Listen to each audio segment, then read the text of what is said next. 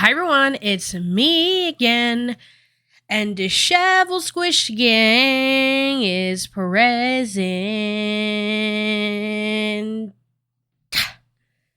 And today, we are talking about another Shane Dawson video because I don't get that many opportunities to be a silly little guy on the internet. And with these videos, because they have no substance, I get to be a silly little guy. So I'm going to take the opportunity as it presents itself. And you know, I finished finals recently, and I kind of feel like I want to unwind. I got a little puppy, as pictured here, and I'll introduce him formally in the next video, which I believe will be about H3H3 Productions and the issue they have with BBTV. But right now, my puppy's having a good old little time with my parents, because we have some places to go this week. I didn't want to leave him home alone when he's still such a baby. And they have like a fun waterfront property with lots of snow right now still. So he's being a happy little guy over there.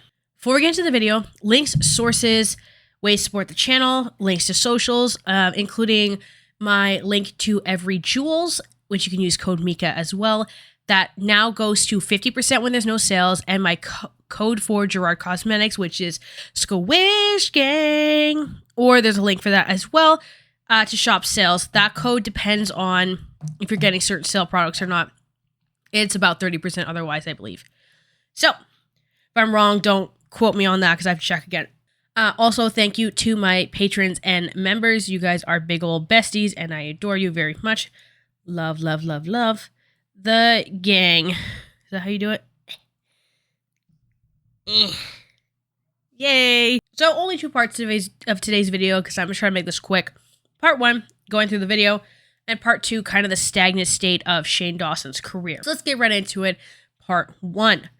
So recently, there's not really been much going on that's like noteworthy in the life of Shane Dawson, as besides the fact that he's just been using Ryland's vlog channel as kind of a personal hype fest, as well as a place to document the journey they are having to a baby via surrogate. So they're profiting off of a child before they're even born. But given the Sahara Desert that is Shane Dawson's channel, he was kind of rattling around the remaining 3 income-driven brain cells to kind of figure out what's the good old days of my channel that I can go back to. So I'm not criticized by people like that annoying girl with the squishmallows in the background. And he thought, the blackface will not go over well. The weird doll that's like bizarre and sexual, and even though they're a minor, that would not play over well either. Finally, what do we have left? The series with the people that are bad, that commentary likes to eat up. Not good either. So what's left? Conspiracy videos. So that's where we are at today. What's interesting is as soon as I saw that, I was like, I wonder if that hypothetical allegedly in Minecraft litigation with Chuck E. Cheese had blown over. It's not litigation necessarily, but like the issues. And weirdly enough, Chuck E. Cheese makes a comeback in this video. So all's right in the world, maybe? If we're going into like the actual video, there's not much to say about it, besides the fact that this video is not about conspiracies at all. Rather, it is about private labeling and ghost kitchens. So, as many of you know, I'm going to explain the differences in each of the concepts, right? Because Shane doesn't really do that, even though he had a 59-minute video dedicated to that. Okay, so we have these things called dupes, or as TikTok calls it, zoops. So, the zoops are products that are really similar to other products in different packaging, may have the same ingredients, may not. If you're in Canada, drugstore products are the same price as the products they're duping because of our Lord and Savior Galen Weston, which we'll get into that a little more later, interestingly enough again. But for the Americans and people in other countries where drugstores are actually cheaper, you can get dupe products like this. This is the e.l.f. Power Grip Primer. This is a dupe for the Milk Hydro Grip. This is actually like a dupe product in Canada. This is cheaper per milliliter, but that doesn't always happen, weirdly enough. Sometimes the drugstore thing in Canada will be cheaper, but it's like, it's half the price, but it's a third of the size.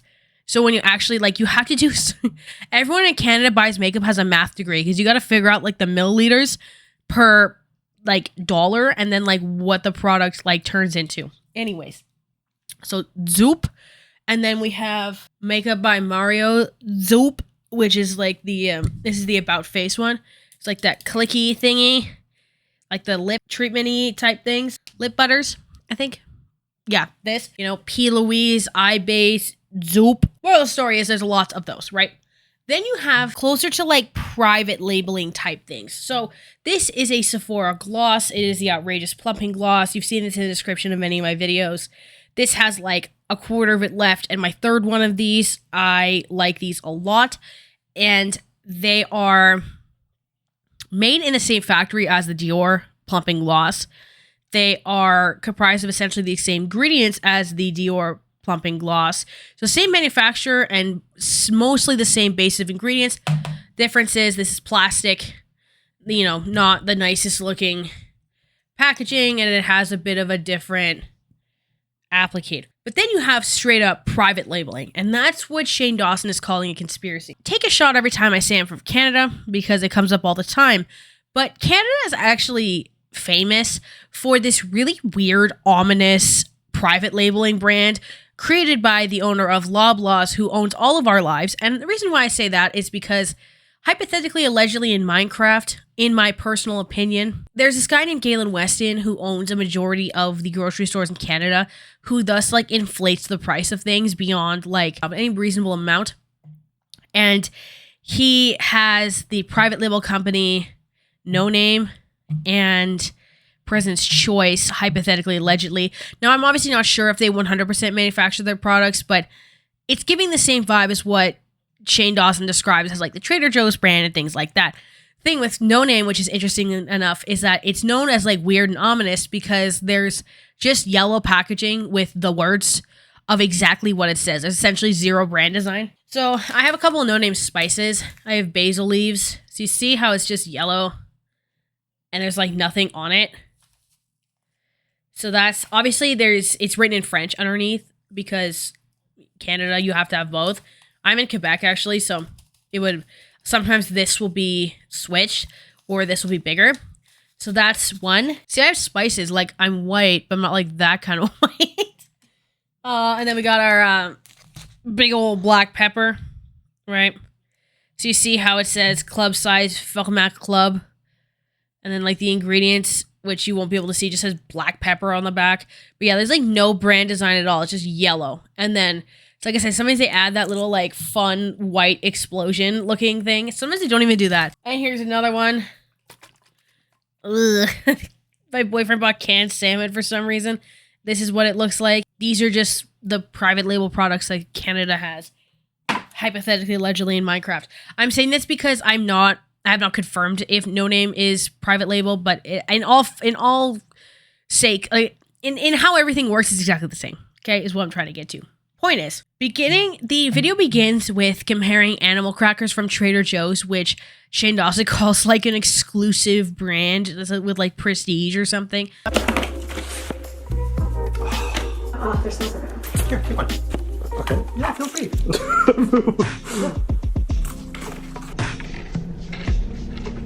What the fuck?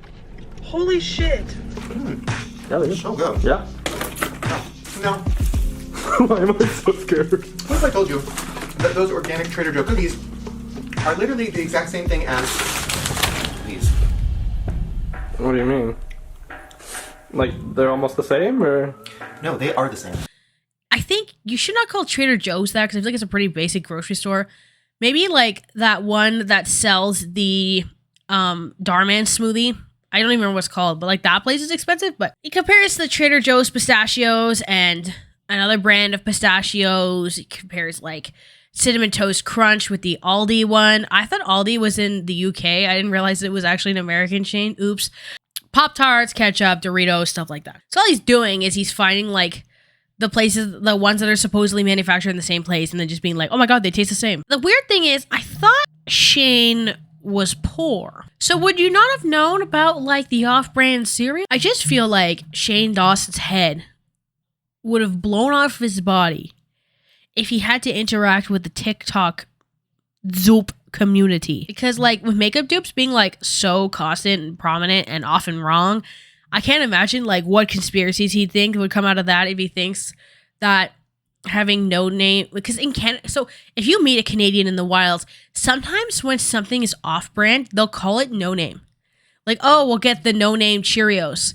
Even though if you're in the States, it would be like the Target brand ones or the Trader Joe's brand ones or whatever it is, or the Farm Boy brand. What if you're in Canada, that's our version of Trader Joe's. So if you've ever heard that from a Canadian lad, lass, or laird, I'm trying to think of the non-gender conforming version of that. But anyways, if you ever hear that from a Canadian person and they say it's like a no-name thing, they mean a private labeled or off-brand like version of something, because we know that weird yellow packaging so well. Let me edit like Shane again, because I just feel like it's necessary. The whole thing confuses me, because wasn't Shane poor growing up? Like, wouldn't he have seen this off-brand stuff before? And why does he try to make a conspiracy out of everything?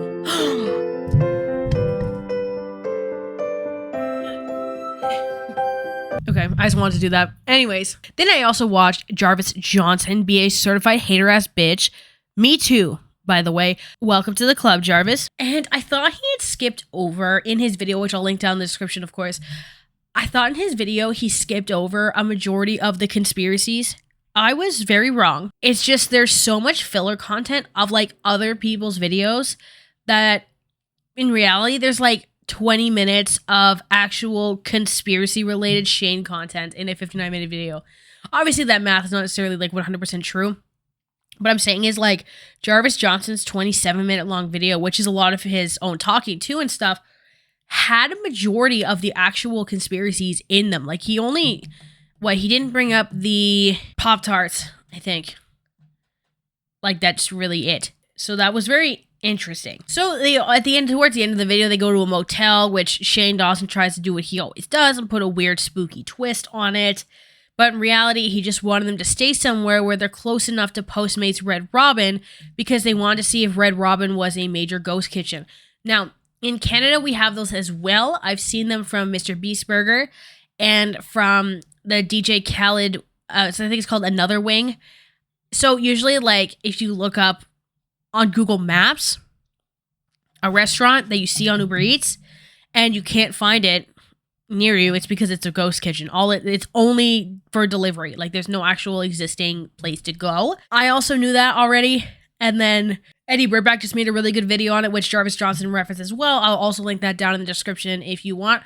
Kind of all the same vibes without it being told to you by Shane Dawson. Not the same vibes at all, actually, because Eddie's videos are interesting and short and to the point. But you know what I mean. If you want to hear more about ghost kitchens and things like that, I'll link that video down below. But yeah, that was literally the whole video. Ghost kitchens from Red Robin. Are you guys hungry after all that? I mean, yeah. Okay, thank God, me too. Okay, I'm gonna grab our dinner. You're so weird. What? I'm just grabbing our meals. Is Shane gonna kill us? I hope not.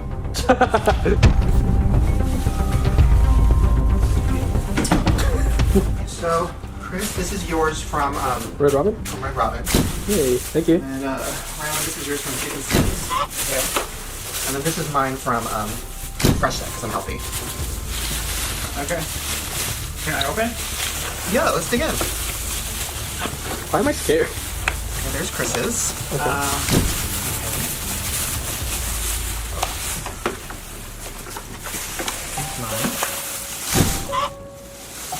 Is there two?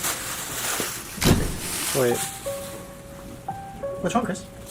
Going to Aldi, Walmart, Trader Joe's, buying two of something, and that they Googled if it was from the same manufacturer or not, or has been recalled at the same time in the past. Let's go to the cereal aisle. We have to be like low-key.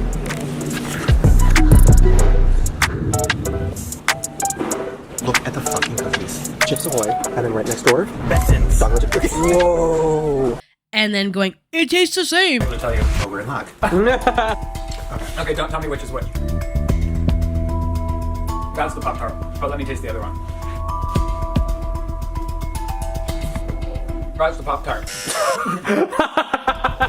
No, they both taste literally the same. And it's hard because at one point he briefly touches on a sort of like psychology of businesses and things like that. And I remember in my first semester rhetoric course, this was in winter 2020. So that class got cut short, actually. We were due to I think we actually never got to this paper because of the pandemic, actually. If not, we had one more before that. But It was a paper we had to read about a Disney park and the layout of Disney parks and the psychology and rhetoric around the way that it persuades you into certain actions and buying things and remembering certain architectural pieces and notions that they're implying through the advertisements that are present and all those different types of things. And this sort of need for kind of wanting to like reminisce about the parks all the time. And then Peter Mon had reacted to this video as well and described this kind of idea that Shane has to be accepted on the internet. He feels he has to, and that he's always looking for this moment. And how Peter Mon in like 2018 criticized his Tana Mojo documentary, and Shane got mad at him for not letting him have his moment, which I thought was so interesting because he's trying to find, I feel like with the conspiracies, he was trying to find a sort of video that he felt could be free of criticism because of how, I guess, tired he was of not being liked by everyone. Which this goes into part 2 of the video, kind of that stagnant nature of his career, because I find that you're going to stay stagnant if you can't face criticism. Whether that even be in a good way or a bad way. If I make mistakes in videos and things, I will face it like right on. And even if I don't think I did, I will try to explain myself. But I will correct, remove things, change things around if I feel that I need to. So Shane Dawson did 2 things after the recent conspiracy video came out. For one, he begged for views via an Instagram story. And 2, he released a clickbait vlog called Okay, Let's Talk. This was the day after the conspiracy video came out, and I believe after the Instagram story. I can't really cross-reference because stories delete every 24 hours and I just have like a screenshot, right? I'm not sure I was the only one who thought this, but I felt like the Let's Talk video was actually going to be some sort of like honest conversation about his return to YouTube and how he felt like he was losing the views and kind of that sort of turmoil that he's feeling with himself.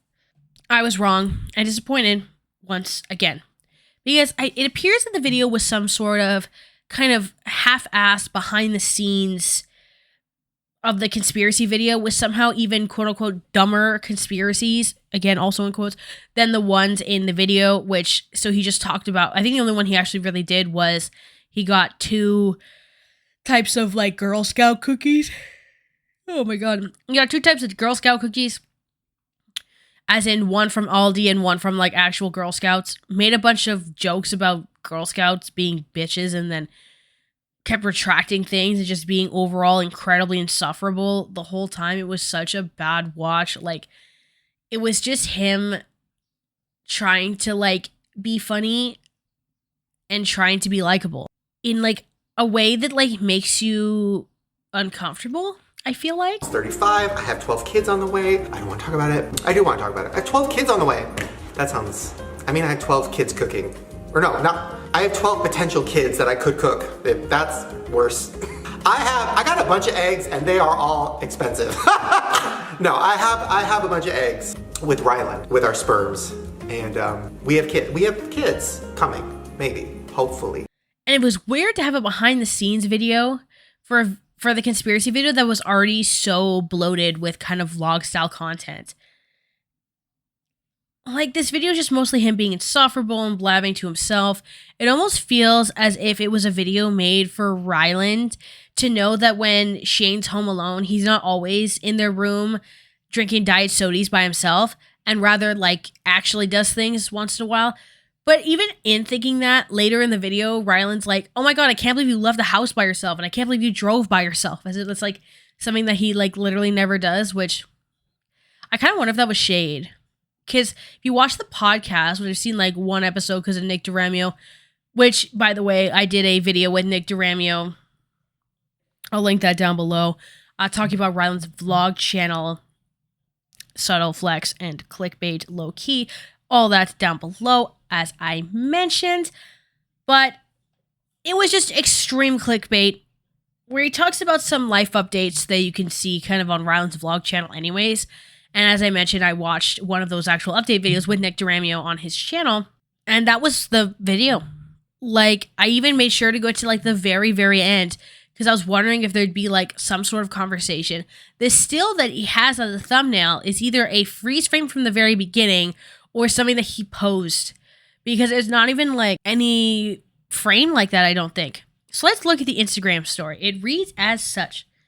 So I'm just going to be honest, my new video isn't really getting much love from the YouTube algorithm. I know this is lame to ask, but if you enjoyed the video, please share it with your friends. I haven't asked for that in probably 10 years, but I'm really proud of this video, so I might as well ask. To those of you who have watched it and shown it love, thank you. It really means the world to me. Little red heart emoji. What's funny is I saw a tweet from like friend of the channel. I think his channel's called It's Malcolm YT, but it's Malcolm. And he had said that like he had noticed that after Shane Dawson complained for views, he ended up on the YouTube trending page as if like, ooh woo, Shane Dawson, dad of YouTube, please, sorry that we were mean to you.